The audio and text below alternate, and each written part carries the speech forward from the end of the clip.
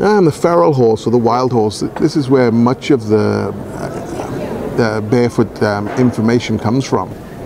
And the barefoot feral horse isn't a good example. They live in an artificial environment too, okay? But the feral horse, when we look at the different studies, nature isn't always very kind, okay? Horses with poor conformation, they end up having shorter lives because their feet become more distorted. They would have more lameness issues.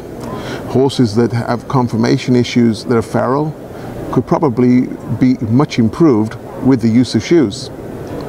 The feral horse, well, if his feet are sore because he's been going on hard surfaces, what's he going to do? He's just not going to go anywhere. He'll stick around the watering hole, and then he'll go again when his feet don't hurt. Where with the barefoot horse, he has no choice. You know, he doesn't have the choice not to go. He just has to suck it up and go a little bit tender-footed. A lot of times they'll be tender-footed and you don't notice because they're tender-footed, not lame. Okay, and there's an ignorance about what's tender-footed and what's lame. Yes, with lameness, it's very easy to see, and we can say, yes, don't ride the horse. But there's that transition time with that person's riding their horse. They don't realize the feet are becoming overworn, and as they're becoming overworn, the horse is getting tender. He's going to back off, he's going to change his gait, but he's not lame. So using the wild horse as an example for what we do in the modern horse is absolutely crazy.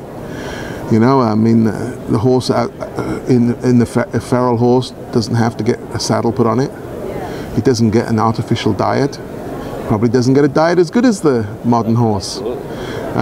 So comparing the two is a very unfair comparison, you know, because we look at horses, what would they really like to do? Be well maintained and stand in a field. And, you know, then we can train them for our pastimes, you know, for the sports that we like, you know, and it's like, it's a trade-off, you know. There'd be no use for horses unless we ate them. Well, you see the studies in Australia about the distances that they're covering. And yes, but once they get the water, they tend to stay around it. You know, they don't want to move too far away because 20 miles a day, their feet aren't going to really hold up, you know, and they're not doing 20 miles every day or 30 miles every day.